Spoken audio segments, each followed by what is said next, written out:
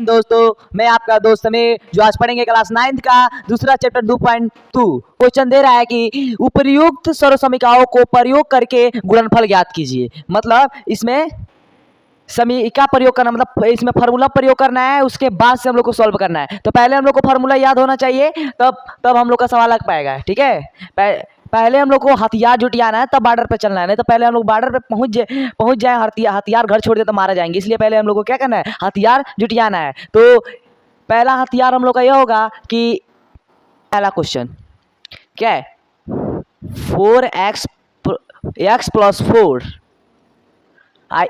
एक कोष्टक में x plus 10। ठीक है, और उसके बाद से लिखेंगे हल।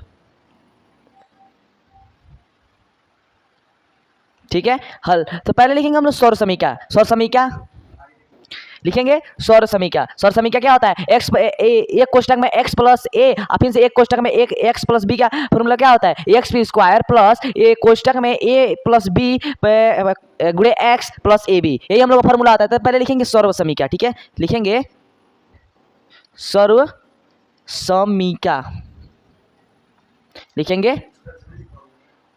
सौर समीकरण।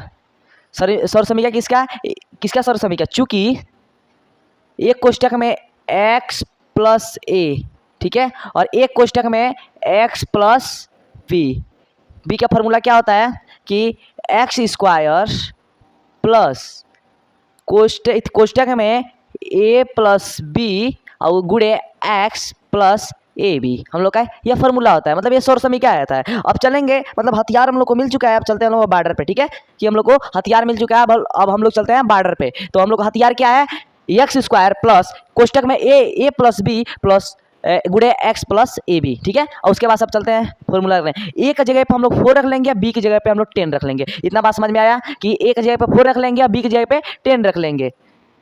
चलते हैं,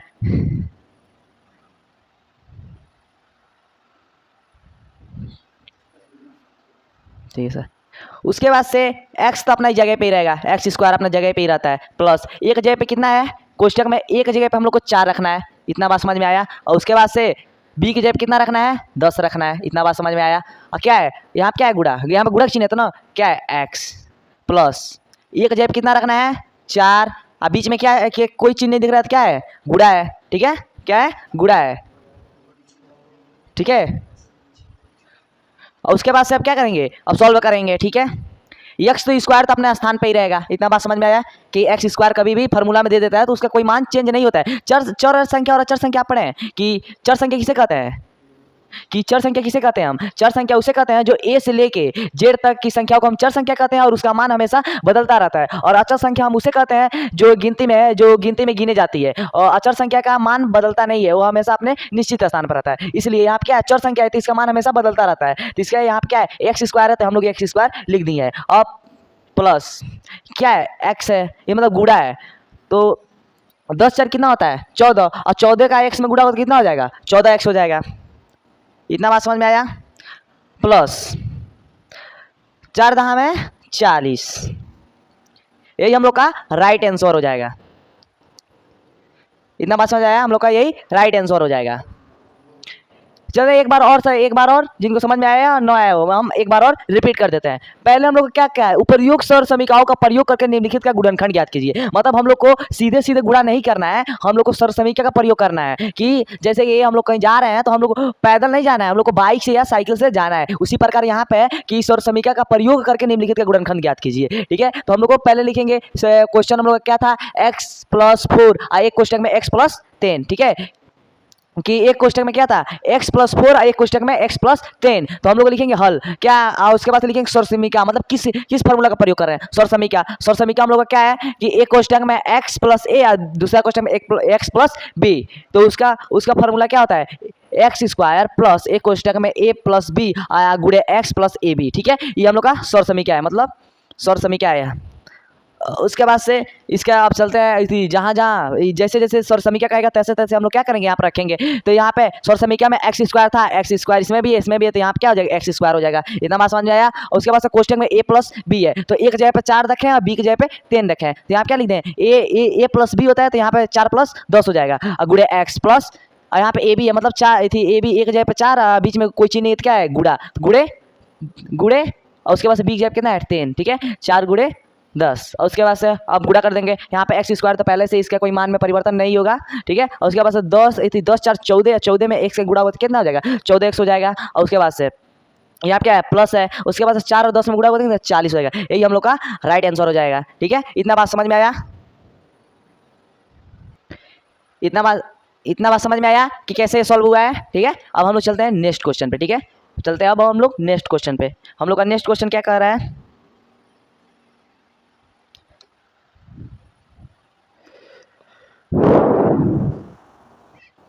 जैसे जैसे कि हम लोग पहला जैसे क्वेश्चन किए हैं वैसे ही हम लोग नेक्स्ट क्वेश्चन में, क्या मतलब दूसरा क्वेश्चन हम लोग का क्या दिया है,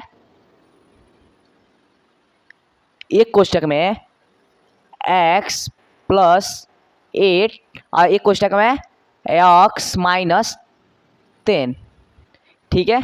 यहाँ पर फॉर्मूला दिख रहा होगा एक, वो तो यहाँ भी प्लस था, यहाँ भी प्लस था, तो वहाँ पर हम लोग क्या यूज किए हैं, कौन सा फॉर्मूला यूज किए हैं, एक्स स्क्वायर प्लस कोष्टक में एक्स ए प्लस बी या गुड़े प्लस ए बी, ये फॉर्मूला यूज करेंगे। अब यहाँ पर कौन सा सर्व समीकरण यूज करेंगे, लिखेंगे हल, ठीक है, लिखेंगे हल, लिखेंगे सर्व समीकरण, ठीक है, पहले लिखेंगे सर्व समीकरण, ठीक है, लिखेंगे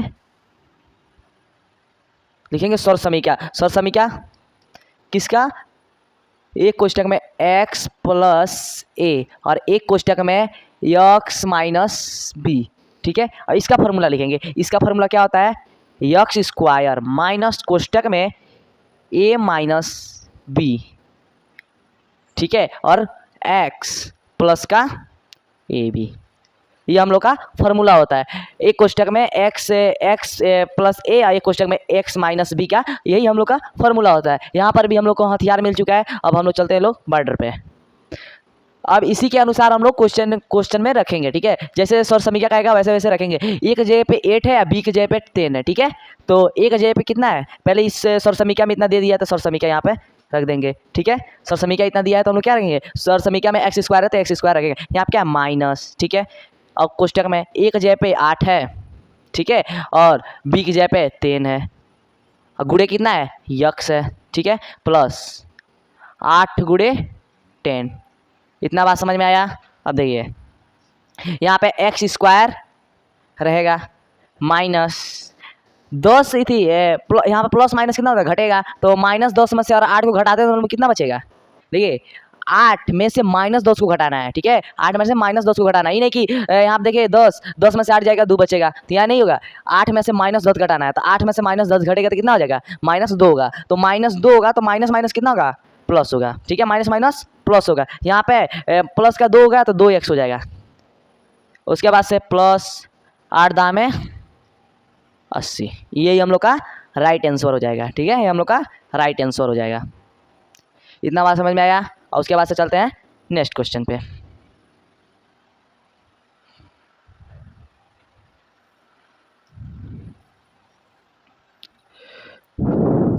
हाँ नीचे,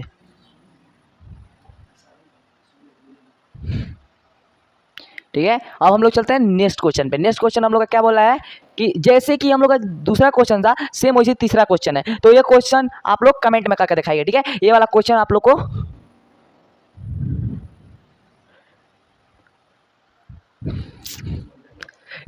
आप लोग को कमेंट में करके दिखाना है, ठीक है। तीसरा जैसे सेम दूसरा क्वेश्चन हुआ वैसे तीसरा क्वेश्चन सेम है। चलते हैं हम लोग नेक्स्ट क्वेश्चन पे। नेक्स्ट क्वेश्चन हम लोग का क्या है, मतलब चौथा क्वेश्चन हम लोग का क्या है,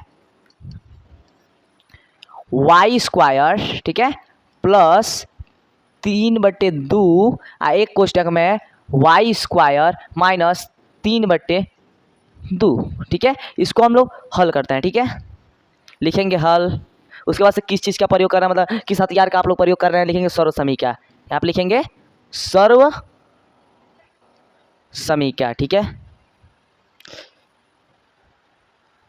लिखेंगे सर्व समीकरण। सर्व समीकरण आप लोग को ये एक फॉर्मूला दिख रहा होगा, पहले हम लोग को पढ़ाया गया होगा,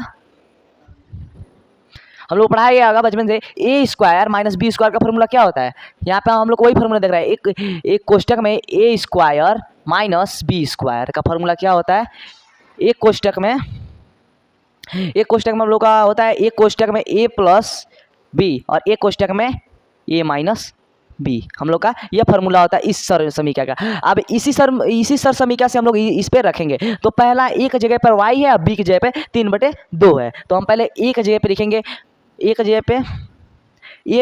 पे वाई स्क्वायर है, ठीक है, वाई स्क्वायर है, तो इस पे स्क्वायर है ना, इस पे, तो इस पे भी एक स्क्वायर हो जाएगा।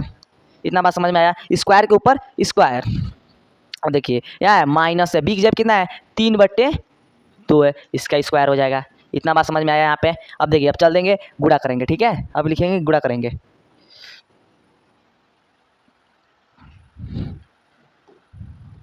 गुणा हम लोग क्या है, देखिए यहाँ पर इस सीजन में कैसे गुणा करते हैं। देखिए अगर जो कभी भी घात के ऊपर घात का गुणा हो ना, तो पहले अगर घात के ऊपर घात का गुणा होगा तो यहाँ पे कितना हो जाएगा, y पहले लिख देंगे, ठीक है, y पे 2 है, घात के ऊपर घात का गुणा है तो इसका इसमें गुणा कर देंगे, 2 दूनी कितना हो जाएगा 4 हो जाएगा, y पे पावर 4 माइनस 3 का स्क्वायर कितना होता है, 3 का स्क्वायर कितना होता है 9 होता है, ठीक है, 3 का स्क्वायर 9 होता है और 2 का स्क्वायर कितना होता है 4 होता है। यही हम लोग का करेक्ट आंसर हो जाएगा।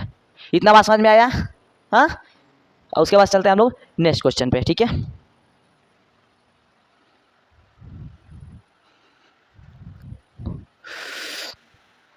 हम लोग का नेक्स्ट क्वेश्चन क्या कर रहा है, 5वां। जैसे कि हम लोग जैसे हम लोग चौथा क्वेश्चन किए हैं, सेम वैसे ही 5वां क्वेश्चन है। तो ये भी आप लोग को कितना, ये भी आप लोग को कमेंट में कर दिखाना है, यह वाला कमेंट में आप लोग आंसर। इसी क्वेश्चन के साथ हम इस वीडियो को समापन करते हैं। यदि आपको इस पार्ट 1 अच्छा लगा तो आप पार्ट 2 का इंतजार करें। मिलते हैं अब नेक्स्ट वीडियो पे। जय हिंद, जय हिंद।